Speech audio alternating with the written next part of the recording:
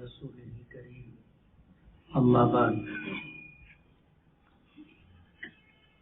أعوذ بالله من الشيطان الرجيم بسم الله الرحمن الرحيم يا أيها الذين آمنوا إن تنصروا الله ينصركم ويثبت أقدامكم وقال النبي صلى الله عليه وسلم تركت فيكم ثقلين لن تضلوا ما تمسكتم بهما كتاب الله وسنتي صدق الله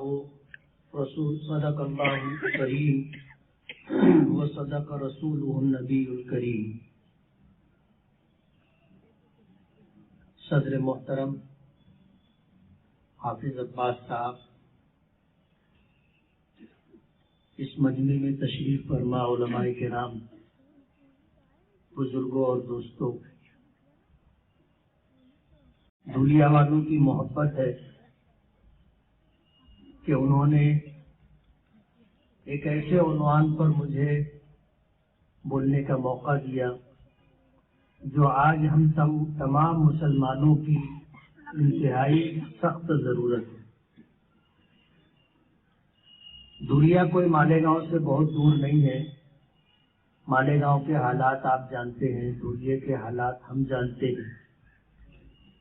رشتہ داریاں بھی ہیں، کاروباری تعلقات بھی ہیں، اسی طرح دوستیاں بھی ہیں۔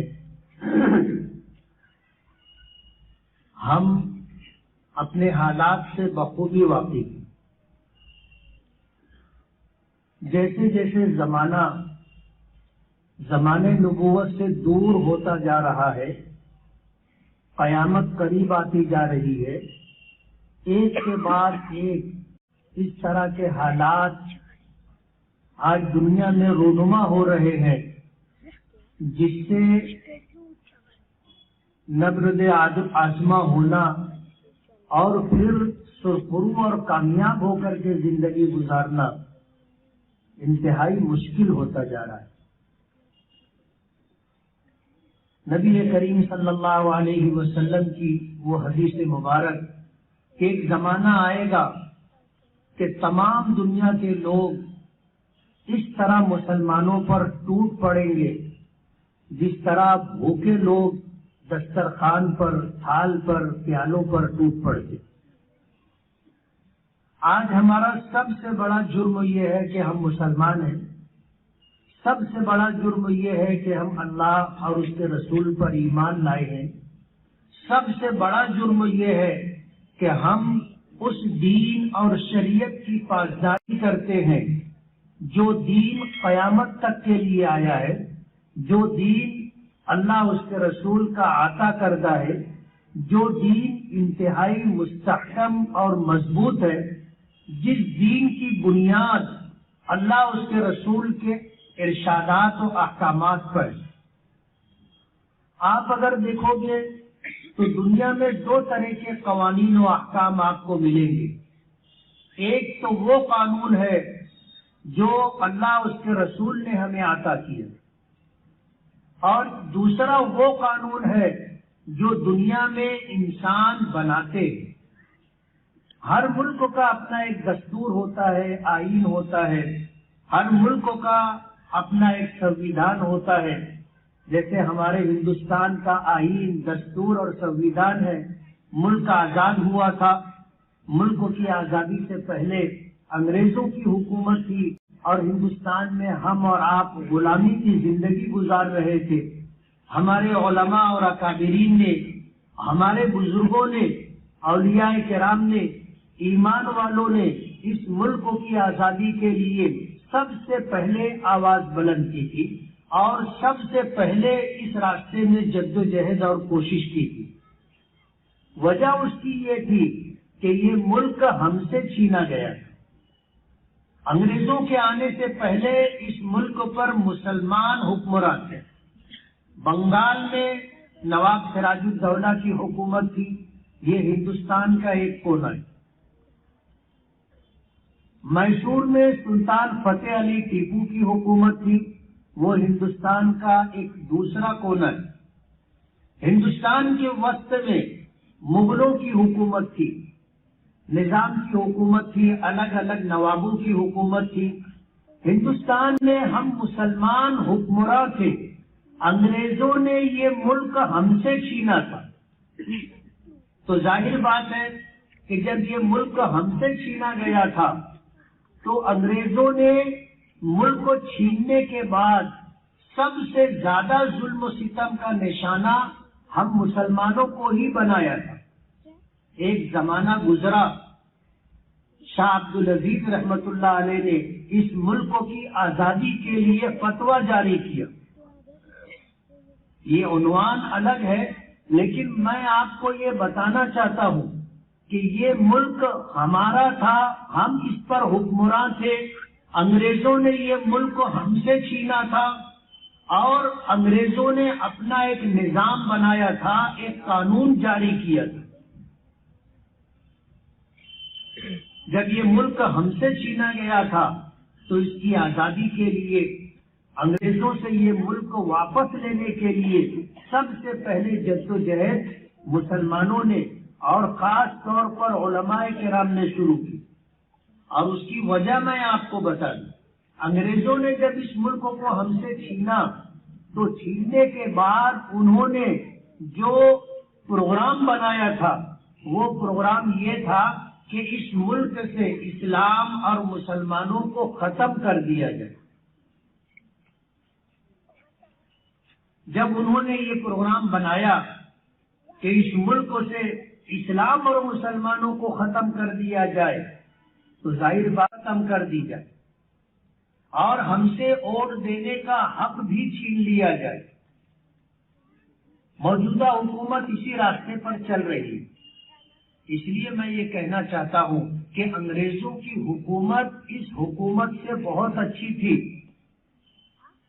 مگر انہوں نے اسلام اور مسلمانوں کو اس دیش سے ختم کرنے کا پروگرام بنایا تو مسلمانوں کو ان سے مقابلے کے لیے کھڑا ہونا پڑا، اور ایک لمبی طویل مزاحمت کے بعد، مقابلے کے بعد یہ دیش کو آزادی ملی۔ اور جب دیش کو آزادی ملی 15 اگست 1947 کو، اس کے بعد ایک کمیٹی تشکیل دی گئی اور کمیٹی کے سربراہ کی حیثیت سے ڈاکٹر بابا صاحب امبیڈکر کو اس کمیٹی کا صدر بنایا گیا، اور انہیں یہ ذمہ داری دی گئی کہ اس ملک کے لیے آئین، دستور اور سنویدھان بنائیں۔ یہ تقریباً 289 افراد پر مشتمل یہ کمیٹی تھی، جس میں ہمارے جمعیت علماء کے حضرت مولانا حفظ الرحمان سیواری، حضرت مولانا محمد میاں صاحب، حضرت مولانا ابوالکلام آزاد، ایسے سیدھا علماء کرام تھے، وہ اس کمیٹی میں تھے۔ اور آپ کو یہ بھی بتا دوں، جب دیش کا قانون بننے لگا تھا تو اس وقت ہمارے اکابرین اور بزرگوں نے اس وقت کے ذمہ داروں سے ان کا وہ وعدہ یاد دلایا تھا کہ جب دیش انگریزوں سے آزاد ہوگا تو اس ملک کا دستور سیکولر ہوگا، جمہوری ہوگا اور غیر مذہبی ہوگا۔ یعنی جو دستور بنے گا وہ کوئی مذہبی دستور نہیں ہوگا بلکہ سیکولر دستور ہوگا، اور اس دستور کے پیش نظر اس ملک میں جتنی قومیں رہتی ہیں، جتنے دھرم اور مذہب کے ماننے والے لوگ رہتے ہیں، سب کو اپنے مذہب اور دھرم کے مطابق زندگی گزارنے کی آزادی ہو۔ کوئی کسی سے تعرض نہیں کرے گا، ہر مذہب کا ماننے والا اپنے مذہب کی تعلیم بھی کر سکے گا، تعلیم کے لیے انتظامات بھی کر سکے گا، ہر مذہب کا ماننے والا اپنے مذہب کی تبلیغ اور اشاعت بھی کر سکے گا۔ ایسا جمہوری قانون ہوگا، یہ وعدہ تھا اس وقت کا جب انگریزوں سے لڑائی چل رہی تھی، اور جو لوگ پیش تھے سب کا باہمی طور پر یہ مشورہ ہوا تھا کہ اس ملک کا آئین جو ہوگا وہ سیکولر ہوگا۔ ہمارے علماء، اللہ ان کی قبروں پر کروڑوں رحمتیں نازل فرمائے، انہوں نے اس ملک کا دستور اور آئین جو بنوایا وہ سیکولر اور جمہوری قانون بنایا، غیر مذہبی دستور اور سنویدھان بنایا. لیکن آج کیا ہو رہا ہے آپ کو پتہ ہے؟ اس سے آگے بڑھ کر کے جو بات مجھے آپ کے سامنے رکھنی ہے وہ یہ کہ ایک طرف اللہ اس کے رسول کا قانون ہے اور دوسری طرف انسانوں کا بنایا ہوا قانون ہے. جب یہ دستور بنا اور دیش کی آزادی کے بعد جب اس قانون کا نفاذ ہوا چند سالوں کے بعد، اس وقت سے لے کر کے اب تک انسانوں کا بنایا ہوا یہ قانون تقریباً 50 سے زائد مرتبہ اس میں تبدیلیاں ہو چکی. اور تبدیلی کیوں ہوئی وہ میں آپ کو بتانا چاہتا ہوں کہ ایک طرف اللہ اس کے رسول کا قانون ہے اور دوسری طرف انسانوں کا بنایا ہوا قانون. جو چیز ہمارے ملک میں ہے یہی چیز دنیا کے تمام ملکوں میں ہے کہ وہاں پر ایک قانون ہے جو انسانوں کا بنایا ہوا ہے اور انسان کو اپنی ماضی کا علم ہوتا ہے، انسانوں کو اپنے حال کا علم ہوتا ہے اور انسانوں کو اپنے مستقبل کے تعلق سے کوئی کامل علم نہیں ہوتا. ایک اندازہ ہوتا ہے کہ سال بھر بعد، 10 سال بعد، 20 سال بعد، 50 سال بعد حالات کیا ہوں گے. آدمی سوچ سکتا ہے کہ اندازہ لگا سکتا ہے. یقین کے ساتھ کسی کو پتہ نہیں ہوتا، خبر نہیں ہوتی کہ کل کیا ہوگا. اب ایسے لوگ جن کو ماضی کا علم ہے، جن کو حال کا علم ہے لیکن مستقبل کا علم نہیں ہے، وہ لوگ جو قانون بناتے ہیں وہ ماضی اور حال کو دیکھ کر کے بناتے ہیں. لیکن یہ حالات مستقبل میں بھی رہیں گے ایسا ضروری نہیں ہے. جب حالات بدلتے ہیں تو پھر اسمبلیوں میں اور پارلیمنٹ میں قانون بدلا جاتا ہے. قانون بدلا جاتا ہے اور اس لیے بدلا جاتا ہے کہ حالات بدل گئے. تو ایک طرف اللہ اس کے رسول کا قانون ہے اور ایک طرف انسانوں کا اپنا بنایا ہوا قانون ہے. دونوں میں جو فرق ہے وہ فرق سمجھنے کا ہے. فرق یہ ہے کہ اللہ اس کے رسول کے قانون میں کوئی تبدیلی نہیں ہے. 1400 سال پہلے جو قانون، جو شریعت، جو دین ہمیں دیا گیا، اس وقت سے لے کر کے آج تک اور آج کے بعد قیامت تک یہ قانون اسی حالت میں رہے گا جس حالت میں 1400 سال پہلے تھا. آج ہے، کل بھی ایسا ہی رہے گا، قیامت تک ایسا ہی رہے گا. اس میں تبدیلی نہیں آئے گی. کیوں؟ یہ اللہ کا بنایا ہوا قانون اور اللہ تعالیٰ کو مکانہ ما یکونوں کا علم ہے. یعنی ماضی میں کیا تھا اللہ کو وہ بھی پتا ہے، علم ہے، اور قیامت تک حالات کیسے آئیں گے، کیا ہوگا، اس بات کا بھی پتہ اللہ کو ہے، علم اللہ پاک کو ہے. اب ظاہر بات ہے جب اللہ کا بنایا ہوا قانون ہے اور اللہ تعالیٰ ماضی کو بھی جانتا ہے، حال کو بھی جانتا ہے، مستقبل کو بھی جانتا ہے، تو ظاہر بات ہے اس نے جو قانون بنایا ہے وہ قیامت تک کے لیے اپنی جگہ قائم رہے گا، اس میں تبدیلی نہیں آئے گی. یہی وجہ ہے کہ علماء کرام قرآن و حدیث کو سامنے رکھ کر کے آپ کو وہ احکامات بتاتے ہیں جو اللہ اس کے رسول نے عطا کیے.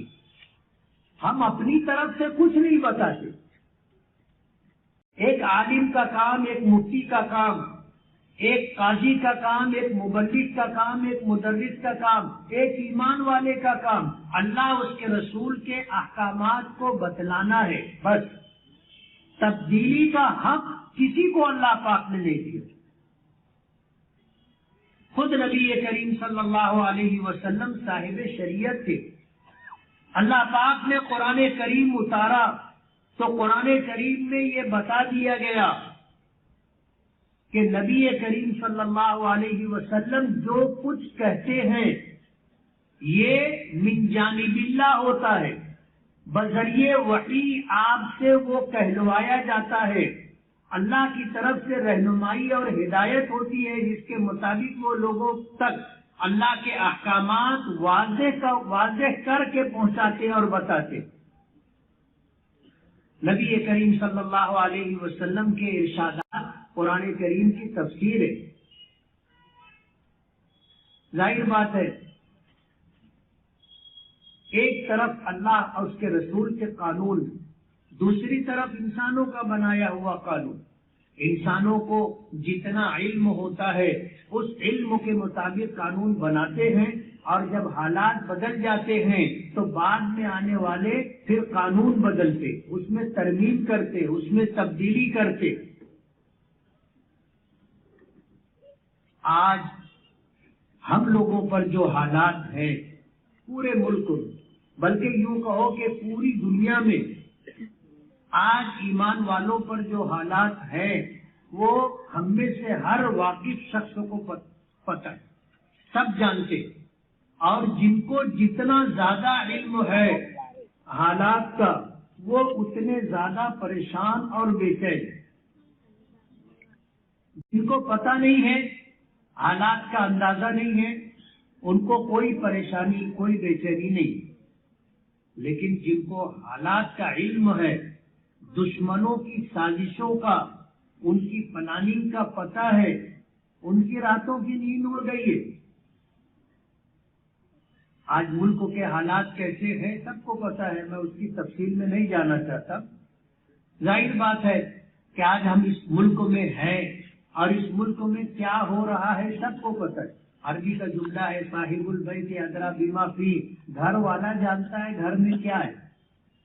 ہم اپنے گھر میں ہیں تو ہمیں ہمارے گھر کا علم ہے، گھر کا پتہ ہے، گھر میں کیا ہے اس کی جانکاری ہے، اور ظاہر بات ہے کہ ہم اپنے شہر میں ہیں، شہر میں کیا ہو رہا ہے اس کا بھی پتہ ہے، اپنے ملک میں ہیں، ملک میں دیش میں کیا ہو رہا ہے اس کا بھی پتہ ہے۔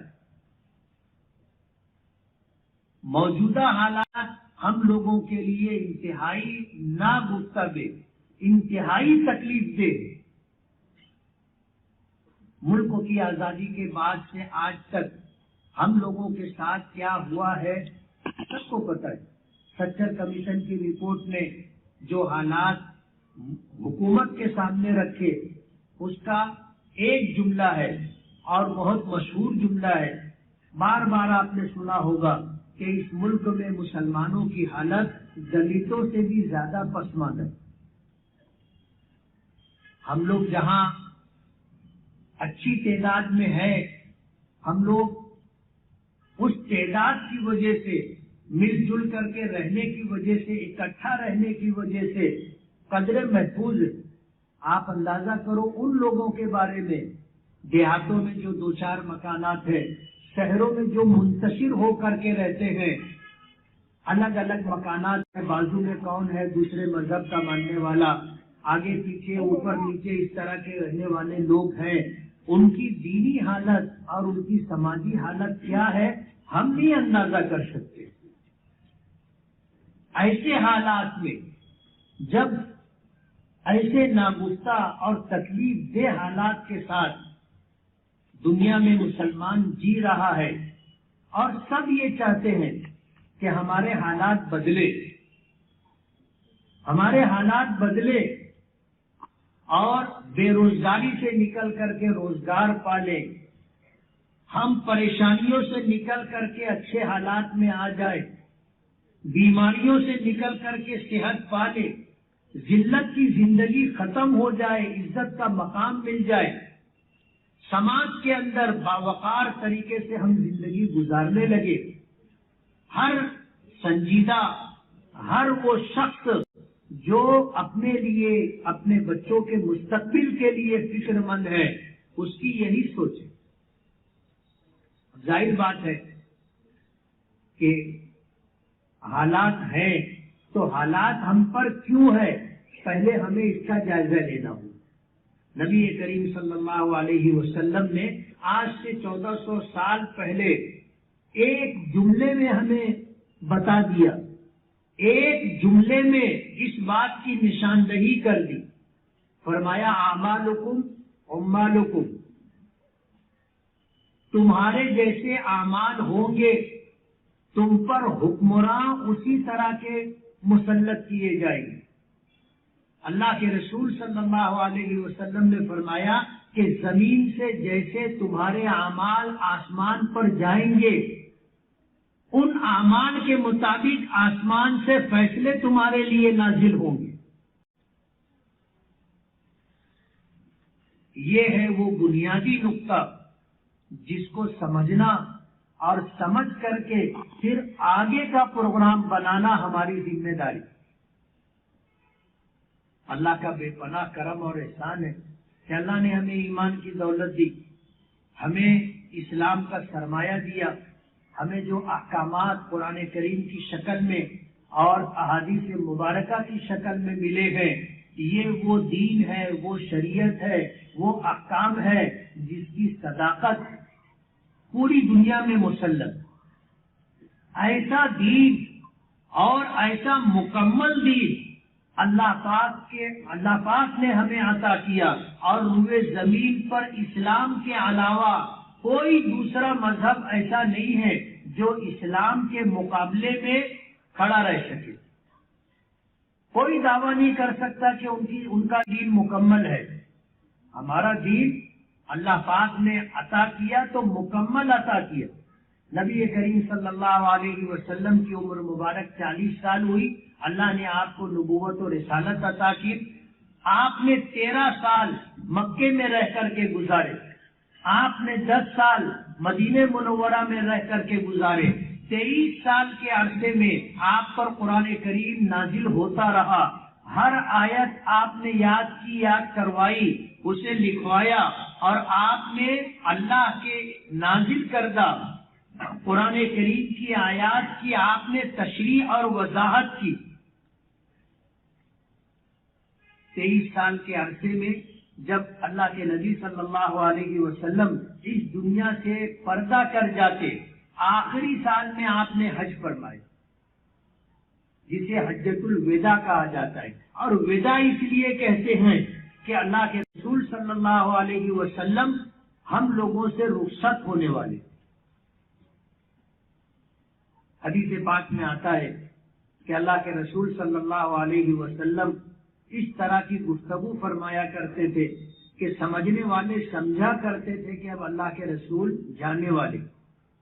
एक मर्तबा आप मदीने मुनव्वरा में मिंबर पर तशरीफ फरमा थे, आपने एक बात फरमाई, और वो बात ये थी कि अल्लाह ताला ने अपने बंदों में से एक बंदे को इस बात का इख्तियार दिया है कि वो दुनिया में रहना चाहे तो दुनिया में रहे, और अगर वो आखिरत में जाना चाहे तो आखिरत को इख्तियार करे।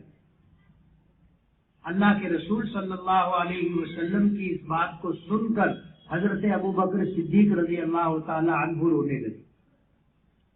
सहाबा किराम कहते हैं कि हमने हजरत अबू बकर को रोता हुआ देखा तो हम में से कुछ लोग कहने लगे कि इस बूढ़े को क्या हो गया, ये क्यों रो रहा है।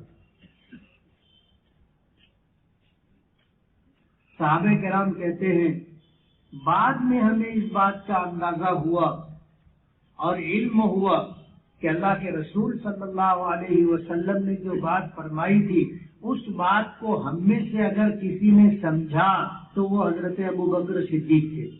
और अल्लाह के रसूल सल्लल्लाहु अलैहि वसल्लम की इस बात का मतलब ये था कि अल्लाह ने अपने बंदों में से एक बंदे को ये इख्तियार दिया है कि वो दुनिया में रहना चाहे तो रहे, ना रहना चाहे तो हमारे पास आ जाए। इससे मुराद खुद नबी करीम सल्लल्लाहु अलैहि वसल्लम की ज़ाते गिरामी। और जब आपने हज किया तो आपने मुख्तलिफ मौके पर इस तरह की बात इरशाद फरमाई जिससे इस बात की खबर होती थी कि अल्लाह के रसूल अब जाने वाले।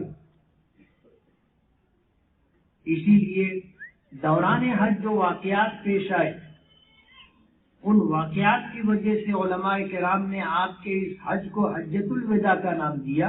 वेदा के माने रुखसत होना, यानी ये हज ऐसा था जिसमें अल्लाह के रसूल सल्लल्लाहु अलैहि वसल्लम ने लोगों से रुखसत चाही थी कि अब मैं जाने वाला हूँ। اور ہوا بھی ایسا ہی. آپ حج کر کے واپس آئے، ذی الحجہ کا مہینہ تھا، محرم سفر یہ 2 مہینے گزرے. سفر کے آخری ایام میں آپ کی طبیعت بگڑی، سر میں شدید درد اور بیماریوں میں مبتلا ہوئے، اور پھر سفر کا مہینہ گزرا. ربیع الاول کے مہینے میں 12 ربیع الاول کو اللہ کے رسول صلی اللہ علیہ وسلم دنیا سے تشریف لے گئے. تو یہ حج آپ کی زندگی کا آخری حج تھا، اور جس طرح کی باتیں آپ نے فرمائی تھی اس سے یہ اندازہ ہو گیا تھا جاننے والوں کو، قریب رہنے والوں کو، کہ یہ رخصتی کا موقع ہے. اللہ کے رسول صلی اللہ علیہ وسلم اس دنیا سے ہم لوگوں سے جدا ہو گئے، دنیا سے پردہ فرما. لیکن اسی حجۃ الوداع میں جب آپ میدان عرفات میں تھے، وہاں سے چل کر کے میدان مزدلفہ آئے، وہاں سے چل کر کے میدان مینا آئے، تو نبی کریم صلی اللہ علیہ وسلم پر قرآن کریم کی آیت نازل ہوئی. الیوم اکملت لکم دینکم واتممت علیکم نعمتی ورضیت لکم الاسلام دینا، کہ آج کے دن میں نے تمہارا دین تمہارے لیے مکمل کر دیا. الیوم اکملت لکم دینکم، آج میں نے تمہارے لیے تمہارا دین مکمل کر دیا. واتممت علیکم نعمتی، اور تم پر اپنی نعمتیں تمام کر دی. وَرَضِيتُ لَكُمُ الْإِسْلَامَ دِينًا، اور تمہارے لیے دین اسلام کو پسند کر لیا. 3 باتیں ہیں. ایک تو دین کی تکمیل کی خوشخبری دی ہے. علماء کرام نے لکھا ہے اس آیت کے نازل ہو جانے کے بعد قرآن کریم میں حلت اور حرمت کی کوئی آیت نازل نہیں ہوئی. حلت و حرمت کے احکامات اس آیت کے نازل ہونے سے پہلے آ چکے. اس آیت کے نازل ہونے کے بعد قرآن کریم کی اور آیتیں نازل ہوئی، لیکن ان آیتوں کا تعلق حلال اور حرام ہونے سے نہیں تھا، حلت و حرمت سے نہیں تھا. تو دین کو مکمل کر دیا گیا.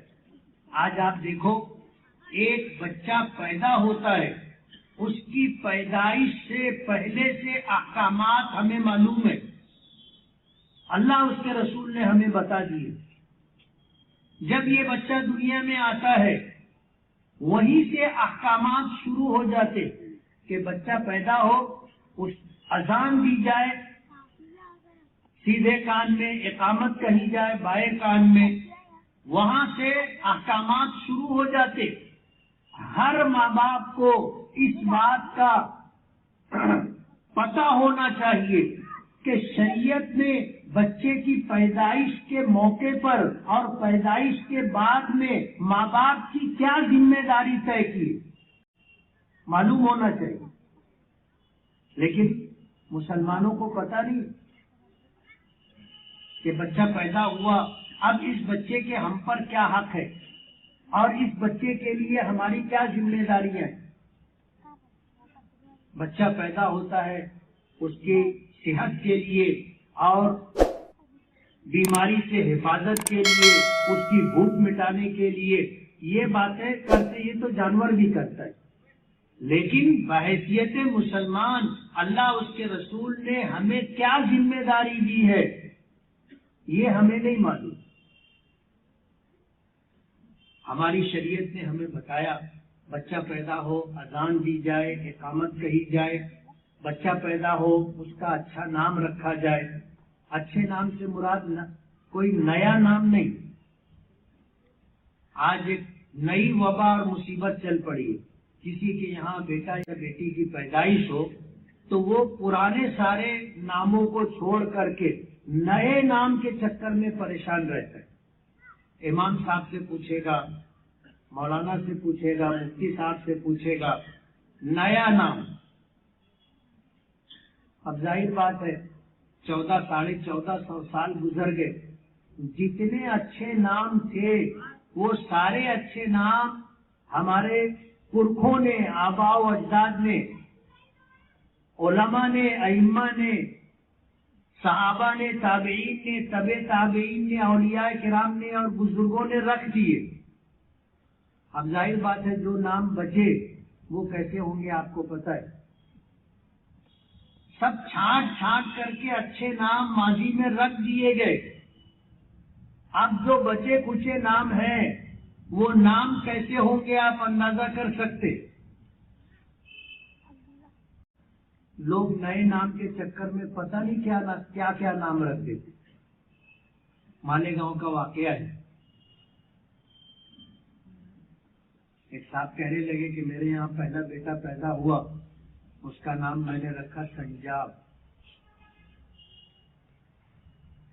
دوسرا بیٹا پیدا ہوا تو اس کا نام میں نے رکھا سرخاب، اب تیسرا بیٹا پیدا ہوا ہے تو وہ میرے پاس اسی وزن پر نیا نام پوچھنے آئے تھے کہ نام کسی نے رکھا نہ ہو یا رکھا بھی ہو تو بہت کم لوگوں نے۔ میں نے کہا پنجاب رکھ دو اس کا، وزن بھی ہے اور پورے ہندوستان میں تم گھوم کر کے دیکھ لو، پورے مالیگاؤں میں آپ گھوم کر کے دیکھ لو، کسی کا نام پنجاب نہیں ہوگا۔ ظاہر بات ہے ایسے ہی نام بھی بچا ہے تو ایسا ہی نام رکھنا پڑے گا۔ بچہ پیدا ہو ماں باپ کی ذمہ داری ہے اس کا اچھا نام رکھے۔ اچھے نام سے مراد نیا نام نہیں ہے، نام رکھنے میں ہمیں ماضی میں دیکھنا چاہیے اللہ کے نیک لوگوں کے کیا نام ہے، اللہ کے نیک بندوں نے اپنی اولادوں کے کیا نام رکھے، وہ نام رکھنا چاہیے۔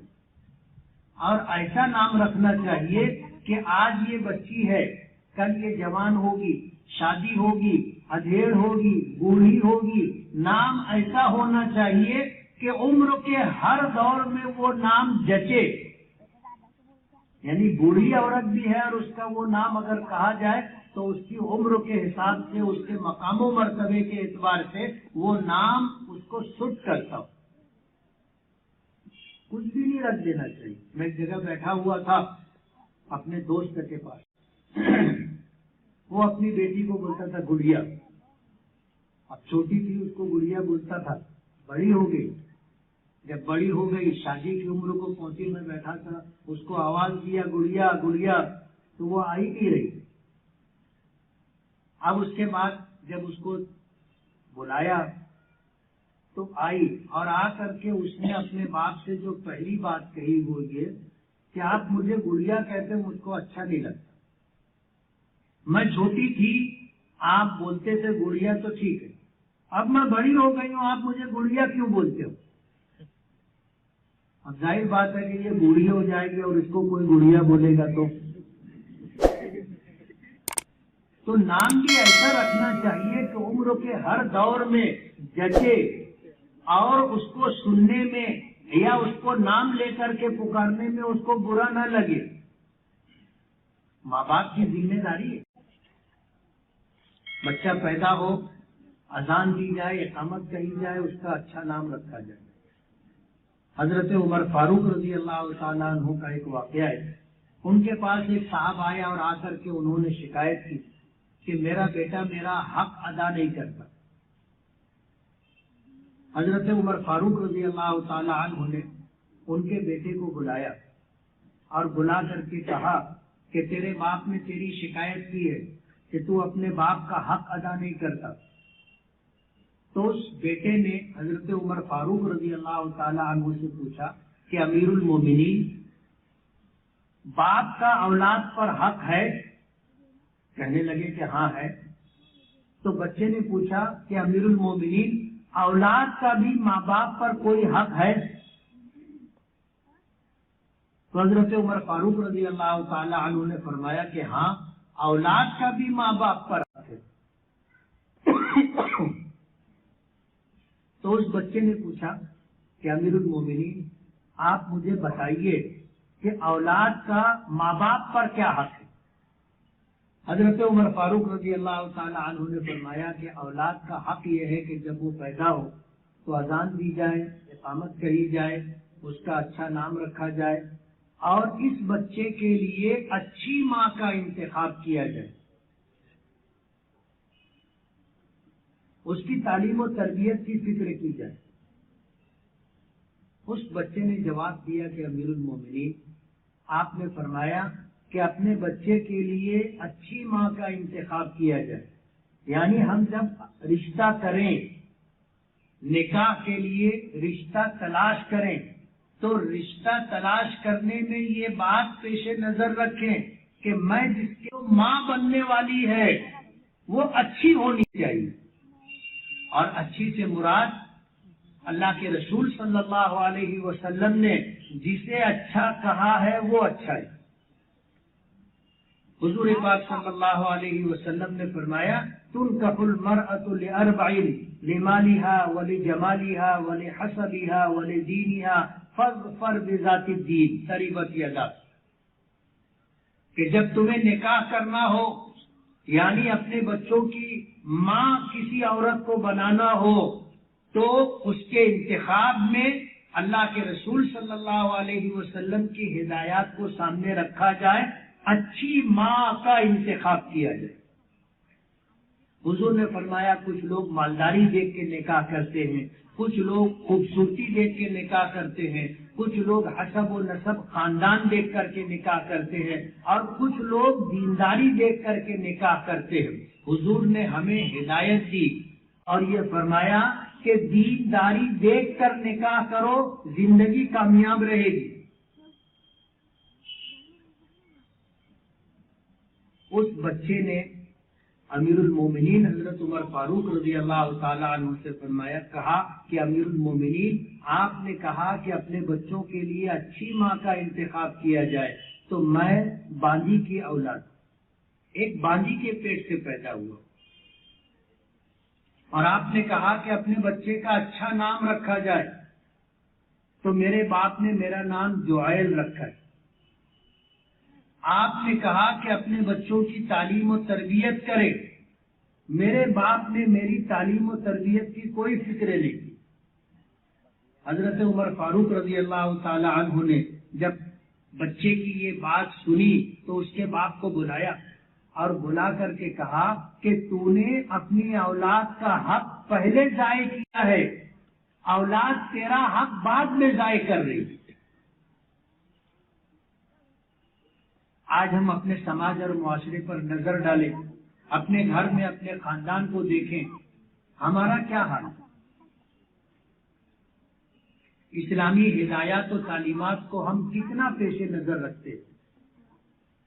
علماء نے کہا ہے کہ اپنے بچوں کو علم سکھاؤ، اگر علم میں کچھ کمی ہوگی تو تمہاری اچھی تربیت اس کی تلافی کر دے گی، یعنی علم کم ہوگا تو اس کم علمی کے عیب کو تربیت چھپا لے گی، لیکن اگر آپ نے اپنے بچوں کو علم تو دیا لیکن تربیت نہیں کی تو علم چاہے کتنا ہی زیادہ ہو جائے وہ تربیت کی کمی کو پورا نہیں کر سکتا۔ آج ہمارے گھروں میں تربیت کا کوئی ماحول نہیں، کسی ماں باپ کے پاس اپنے بچوں کی تربیت کا کوئی پروگرام نہیں۔ ہمارے بچے کیسے پلتے ہیں؟ جیسے جانوروں کے بچے پلتے۔ جانور اپنے بچوں کی حفاظت کی فکر کرتا ہے، جانور اپنے بچوں کے کھانے پینے کی فکر کرتا ہے، ہم بھی کرتے ہیں۔ اپنے بچوں کو ہم اچھے سے اچھا کھلانے کی فکر کرتے ہیں، اپنے بچوں کو اچھا گھر دینے کی فکر کرتے ہیں، اپنے بچوں کو اچھا لباس دینے کی فکر کرتے ہیں۔ ہماری کوشش یہ ہوتی ہے کہ ہمارے بچوں کے پاس ہمارے جانے کے بعد اچھا گھر بھی ہو، اچھا کاروبار بھی ہو، لیکن ہم اس بات کی فکر نہیں کرتے کہ ہمارا بچہ سماج میں ایک معزز، باوقار، عزت دار شخص ہو، اس کے پاس علم بھی ہو، اس کی تربیت اتنی اچھی ہو کہ سماج کے اندر وہ پسندیدہ شخص مانا جائے، لوگ اس کا احترام کریں، عزت کی نگاہ سے دیکھیں، اور اس تربیت کی وجہ سے اللہ اس کو بلند مقام دے۔ ہم اس کی فکر نہیں کرتے۔ ہم اپنے بچوں کی تربیت کے لیے ہمارے پاس کوئی پروگرام نہیں ہے۔ جیسے جانوروں کے بچے کھا پی کے بڑے ہو جاتے ہیں، ہمارے بچے بھی کھا پی کر کے بڑے ہو جاتے ہیں۔ روزانہ ان لوگوں کے پاس جو سماجی کام کاج کرتے ہیں، یہ شکایت آتی ہے سماج کے گھروں سے کہ میاں بیوی کا جھگڑا، ماں باپ کا جھگڑا، باپ بیٹے کا جھگڑا، ماں بیٹے کا جھگڑا، پڑوسیوں کا جھگڑا، یہ سب کچھ آتا رہتا ہے، اور یہ تربیت کی کمی کی وجہ سے۔ آج ہمارے پاس اچھی تربیت کا کوئی نظام نہیں۔ ہمارے بچے سماج اور معاشرے کے اچھے فرد نہیں ہیں۔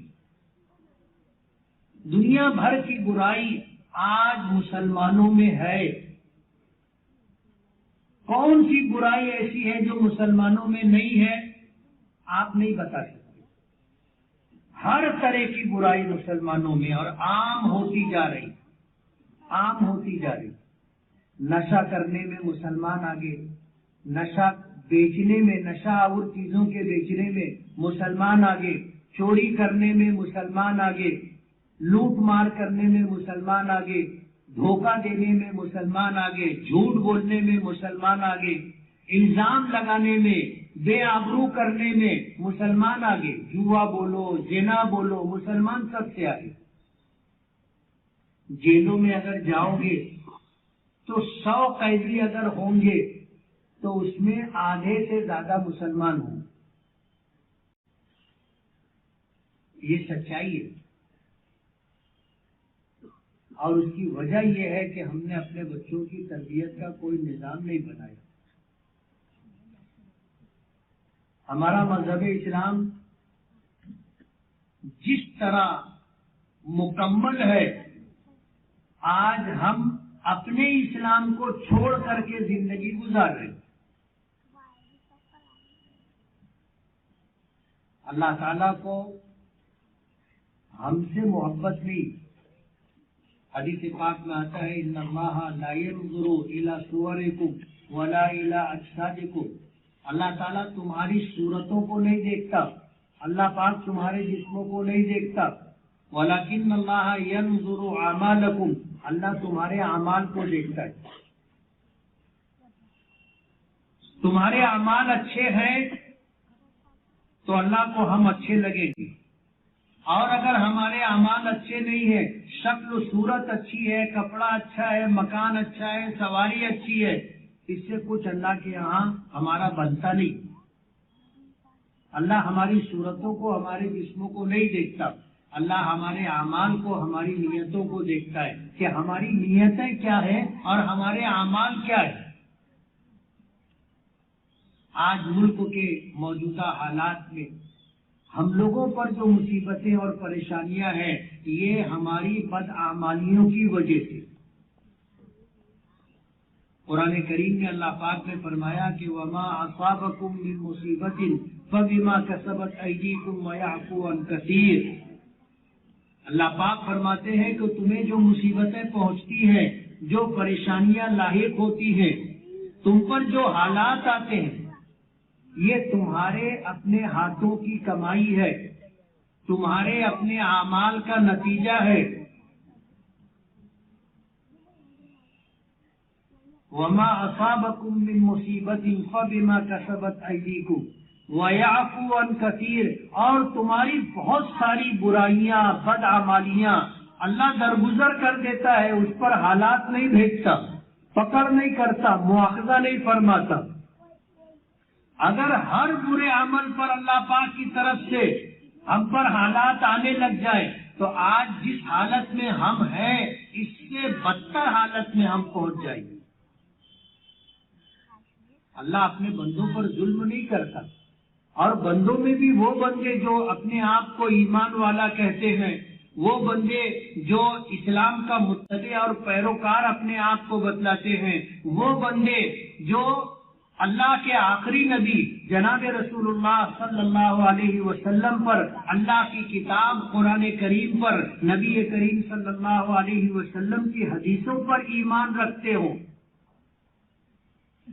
ظاہر بات ہے یہ بندے وہ بندے ہیں جن کو اللہ نے یہ نعمتیں عطا کی ہیں. ایسے بندوں پر اللہ کیسے ظلم کرے گا؟ لیکن آج ہم پر جو حالات ہیں، ان حالات کو اگر ہم بدلنا چاہے اور ان مصیبت اور پریشانیوں سے ہم لوگ نکلنا چاہے تو ہم کو اپنے لیے کچھ پروگرام بنانا پڑے گا. ہم جس طرح زندگی گزار رہے ہیں اس طرح ہمارے مسائل ختم نہیں ہوں گے، ہماری مصیبتیں پریشانیاں دور نہیں ہوں گی، بلکہ ہر آنے والا دن نئی مصیبت نئی پریشانی لے کر کے آئے گا. اور اگر ہم چاہتے ہیں کہ حالات بدلے تو ہمیں قرآن کریم کا ضابطہ دیکھنا پڑے گا. اللہ پاک فرماتے ہیں ان اللہ لا یغیر ما بقوم حتی یغیروا ما بانفسهم. اللہ تعالیٰ کسی کی حالت اس وقت تک نہیں بدلتا جب تک کہ وہ اپنے آپ کو نہ بدلے. جب ہم اپنے آپ کو بدلنا چاہیں گے، اور ہم کیسے بدلیں گے؟ قرآن کریم اور حدیث پاک کو سامنے رکھ کر کے دیکھیں کہ ہماری صبح سے لے کر کے رات سونے تک کے تمام اعمال کیا شریعت اسلامیہ کے مطابق ہیں، اللہ اس کے رسول کے احکامات کے مطابق ہیں. اگر ہم یہ چاہتے ہیں کہ اللہ ہمارے حالات بدلے تو اس کو بدلنے کے لیے پہلے ہمیں کوشش کرنی ہوگی. جب ہم کوشش کریں گے تو اللہ ہماری مدد کرے گا، حالات کو بدل دے گا. بیماری سے نکال کر کے صحت یابی کی نعمت عطا کرے گا، غریبی سے نکال کر کے امیری عطا کرے گا، ذلت کی زندگی سے نکال کر کے عزت کی زندگی دے گا، تکلیفوں سے نکال کر کے اللہ پاک ہمیں راحت عطا کرے گا. غیروں کی نظر میں جس طرح ہم ذلیل و خوار ہو رہے ہیں اور ہماری حیثیت ایسی ہوگی جیسے سمندر کے پانی پر جھاگ، اللہ تعالیٰ اسے بدل دے گا.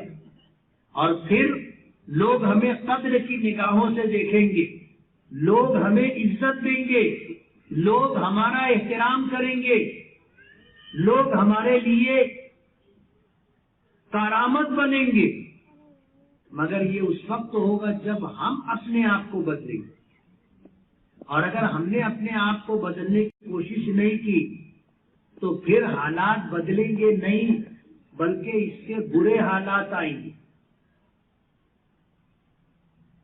یہ قرآنی ضابطہ ہے ان اللہ لا یغیر ما بقوم حتی یغیروا ما بانفسهم، کہ اللہ تعالیٰ کسی قوم کی حالت کو اس وقت تک نہیں بدلتا جب تک کہ وہ خود اپنے حالات کو بدلنے کی کوشش نہ کرے.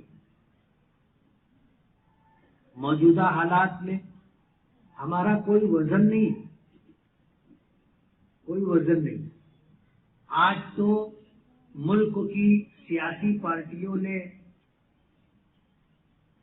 یہ کہنا شروع کر دیا کہ ہم کو تمہاری ضرورت نہیں ہے، ہم کو تمہاری ضرورت نہیں. انہوں نے اپنا انتظام کر لیا اور اپنے انتظام کے تحت وہ اقتدار تک پہنچ گئے. ہم میں کے جو لوگ ان کے پاس جاتے ہیں کہ ہم تمہاری پارٹی سے جڑنا چاہتے ہیں، ہم تمہارے ساتھ رہ کے کام کرنا چاہتے ہیں، تو ان کو ٹکا سا جواب مل جاتا ہے کہ تم کو جہاں جانا ہے جاؤ، جو کرنا ہے کرو، ہم کو تمہاری ضرورت نہیں. اتنے بے وزن ہو گئے ہیں ہم لوگ. آپ دھلیا مالیگاؤں نہ دیکھیں، ان جگہوں کو دیکھیں جہاں پر لوگ مسلمان منتشر ہیں، مسلمان کم تعداد میں ہے، کتنی پریشانیوں کے ساتھ وہ جی رہے ہیں آپ کو اندازہ نہیں. بے وزن ہو گئے، اور بے وزن اس لیے ہو گئے کہ ہم نے اللہ اس کے رسول کو چھوڑ دیا، ان کے احکامات کو چھوڑ دیا، من مانی زندگی گزار رہے. قرآن کریم کی آیت میں نے پڑھی تھی ان اللہ لا یغیر ما، قرآن کریم کی آیت پڑھی تھی یا ایھا الذین آمنوا ان تنصروا اللہ ینصرکم ویثبت اقدامکم، کہ ایمان والو اگر تم اللہ کی مدد کرو گے تو اللہ تمہاری مدد کرے گا اور تمہیں ثابت قدم رکھے گا۔ مفسرین نے اس کی تفسیر میں جو باتیں ارشاد فرمائی ہیں کہ اللہ کی مدد کرنے کا مطلب یہ ہے کہ اللہ کے دین کی مدد کرو گے، اور اللہ کے دین کی مدد کرنے کا مطلب یہ ہے کہ پہلے ہماری زندگی میں اللہ کا دین آئے، اپنے نبی کا طریقہ اور سنتیں آئی، ہمارے گھر والوں میں اللہ کا دین آئے اور اپنے نبی کا طریقہ آئے، اور ہم اس کے بعد دوسروں کی زندگیوں میں اللہ کے دین کو زندہ کرنے کی، لانے کی کوشش کریں۔ جب ہم اللہ کے دین کا کام کریں گے تو اللہ ہماری مدد کرے گا، جب ہم اللہ کے دین کی مدد کریں گے تو اللہ ہمارے کام بنائے گا۔ وَيُثَبِّتْ أَقْدَامَكُمْ، تمہیں ثابت قدم رکھے گا، نہ ماننے والوں پر اللہ تمہیں غلبہ عطا کرے گا۔ ایمان والوں کو ان لوگوں پر غلبہ عطا کرے گا جن کے پاس ایمان نہیں ہے، جن کے پاس اسلام نہیں ہے، اور اللہ کو یہ فیصلہ کرنے میں کوئی مشکل نہیں۔ آپ اگر دنیا کی تاریخ اٹھا کر کے دیکھو گے، اللہ کو ماننے والوں کی تعداد ہمیشہ کم رہی ہے، کبھی بھی ہم اکثریت میں نہیں رہے۔ دنیا کی تاریخ اٹھا کر کے آپ دیکھ لو، نبی کریم صلی اللہ علیہ وسلم کے زمانے سے آج تک، حضور کا زمانہ دیکھو، مکے میں تھے تو اقلیت میں تھے، مدینہ پہنچے تو اقلیت میں تھے، اور جب کفر اور اسلام کا پہلا مقابلہ ہوا میدان بدر میں تو مسلمان 313 تھے اور مشرکین مکہ کی تعداد 1000 تھی۔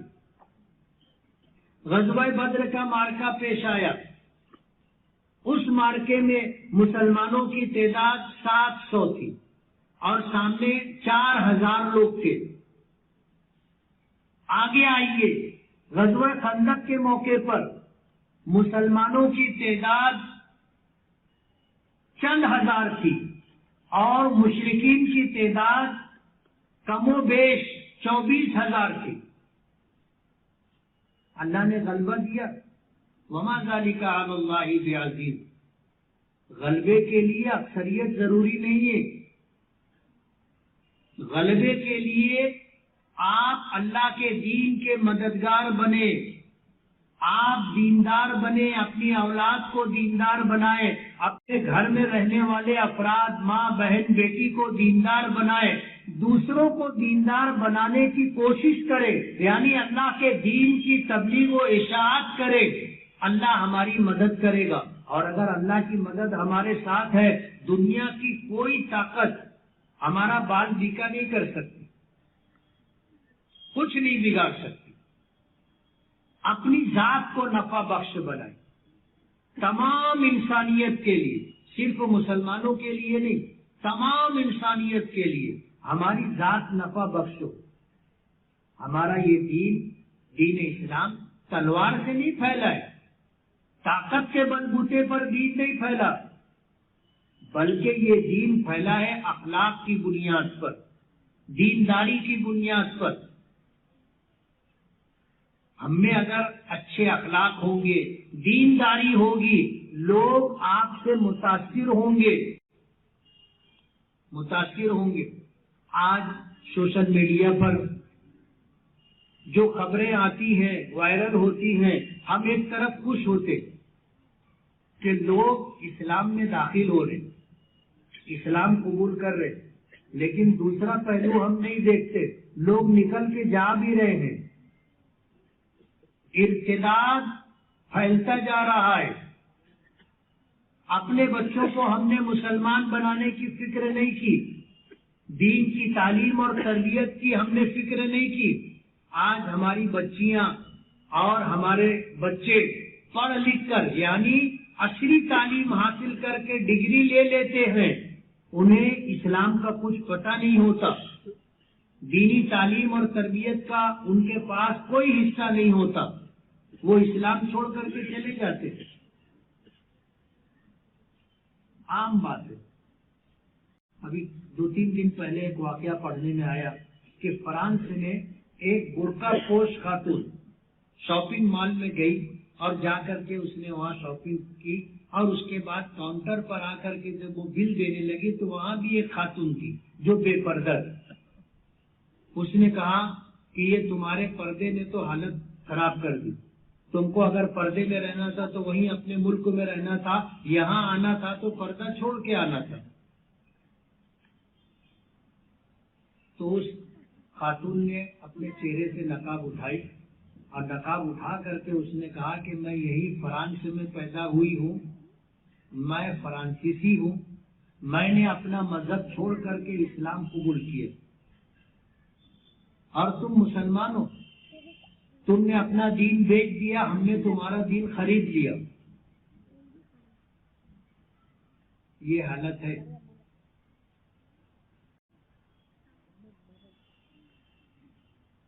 ایک طرف لوگ اسلام میں آ رہے ہیں اور دوسری طرف جو پیدائشی مسلمان تھے وہ اسلام سے نکل کر کے جا رہے ہیں، اور اس کے ذمہ دار ہم ہیں، ذمہ دار ہم ہیں۔ ابھی ہفتہ 10 دن پہلے پونا سے خاتون کا فون آیا،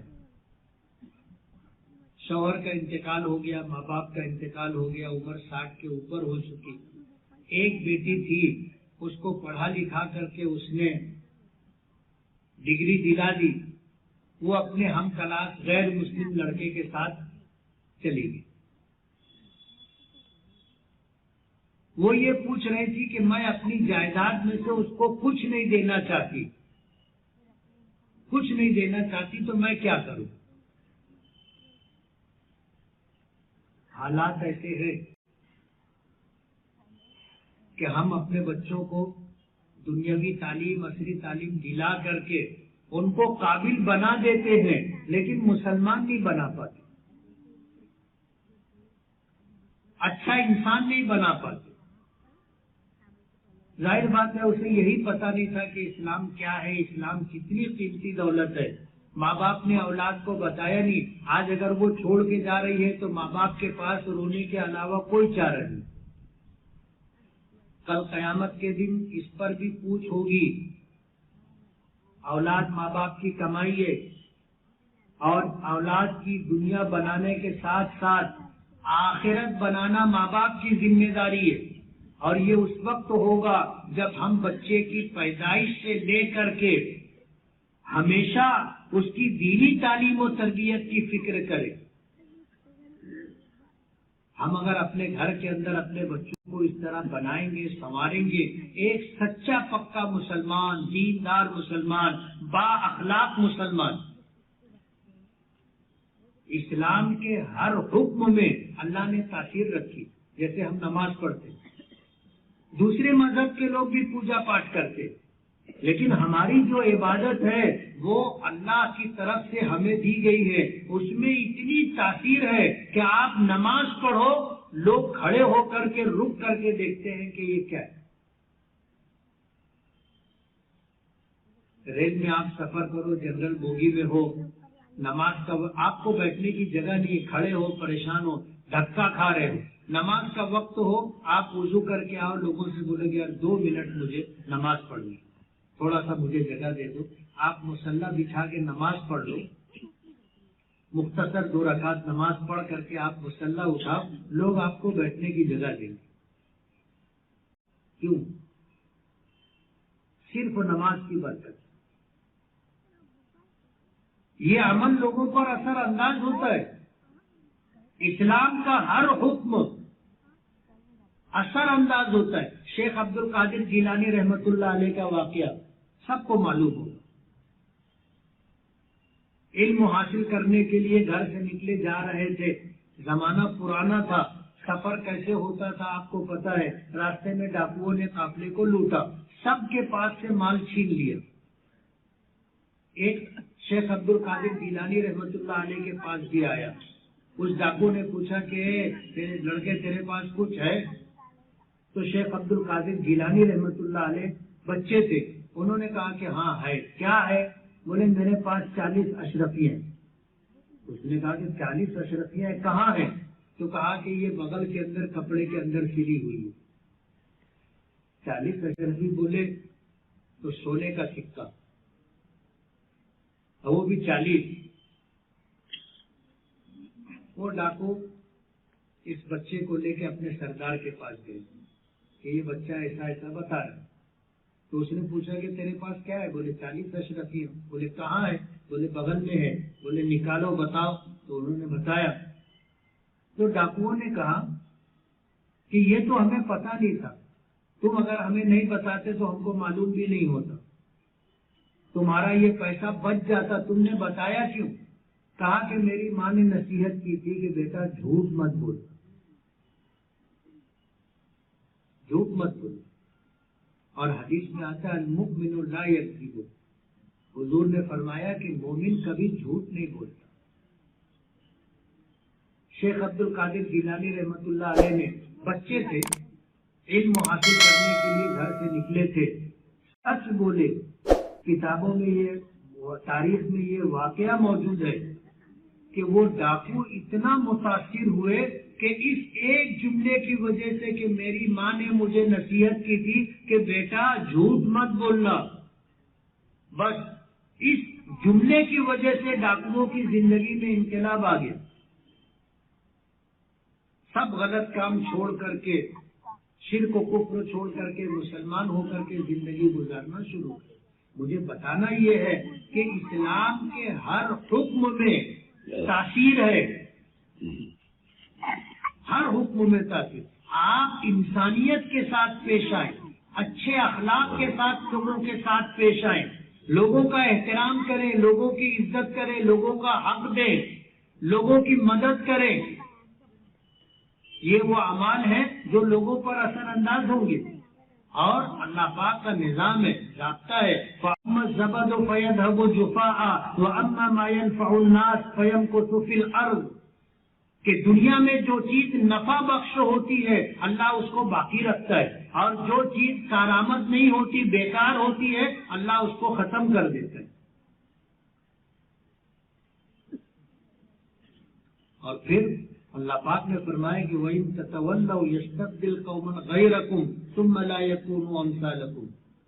اگر تم لوگ قرآن کریم چھوڑ دو گے، اگر تم لوگ نبی کریم صلی اللہ علیہ وسلم کی سنتیں چھوڑ دو گے، اگر تم لوگ اسلامی احکامات سے روگردانی کرو گے، اللہ تعالیٰ تمہیں ہٹا دے گا، ختم کر دے گا، تمہاری جگہ دوسری قوموں کو لائے گا جو تمہارے جیسے نہیں ہوں گے، نماز نہیں پڑھتے، روزہ نہیں رکھتے، پوری زکات نہیں دیتے، حج فرض ہو گیا حج نہیں کرتے، سچ نہیں بولتے، گناہ کے کاموں میں پیش رہتے، نشے کا استعمال ہم کرتے، نشے کا سامان ہم بیچتے، جوا ہم کھیلتے، زنا ہم کرتے، جھوٹ ہم بولتے، کینہ کپٹ ہم اپنے دل میں رکھتے، لوگوں پر الزامات لگاتے، لوگوں کے خلاف سازشیں کرتے، لوگوں کو نقصان پہنچانے کی کوشش کرتے۔ مسلمان اس کو نہیں کہتے، ایسا آدمی مسلمان نہیں۔ اور یہ مصیبتیں، یہ ساری خرابیاں آج ہم میں نیچے سے لے کر کے اوپر تک ہے، کیا بڑے کیا چھوٹے، کیا پڑھے لکھے کیا بے پڑھے لکھے، سب میں یہ مصیبت اور پریشانی ہے، یہ برائی ہے، اور جب تک یہ برائی ختم نہیں ہوگی ہمارے حالات نہیں بدلیں گے۔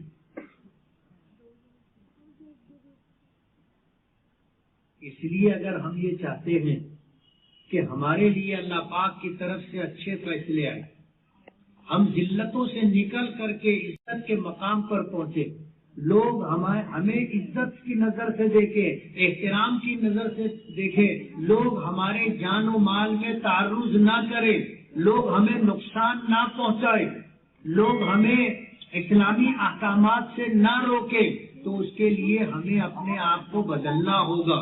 ہم اپنے آپ کو بدلیں گے تو زمانہ بدلے گا، حالات بدلیں گے، اور اگر ہم نے اپنے آپ کو نہیں بدلا تو پھر کوئی تبدیلی نہیں آئے گی، آنے والے دن اس سے زیادہ برے اور اس سے زیادہ خراب ہوں گے۔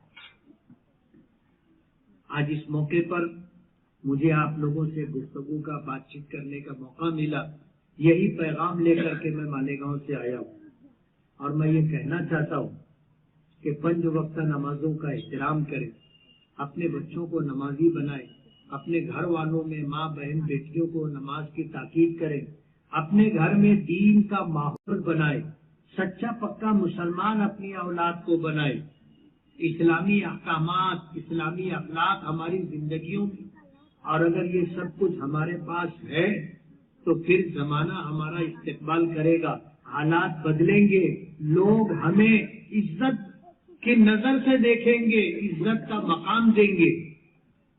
اور اگر ہم نے ہماری دنیا سے ان پر کوئی اثر پڑنے والا نہیں ہے، ان پر اگر کوئی چیز اثر انداز ہوگی تو وہ ہماری دینداری ہے، وہ ہمارے اسلامی احکامات ہے، بس اس کے علاوہ ہمارے پاس دوسری کوئی چیز نہیں ہے۔ ہمارے نبی نے فرمایا ترکت فیکم ثقلین لن تضلوا ما تمسکتم بہما کتاب اللہ و سنتی، کہ میں تم میں 2 وزندار قیمتی چیزیں چھوڑ کر کے جا رہا ہوں، اگر تم اسے مضبوطی سے پکڑے رہو گے تو کبھی بے راہ نہیں ہوگے، کبھی بھٹکو گے نہیں، کبھی گمراہ نہیں ہوگے۔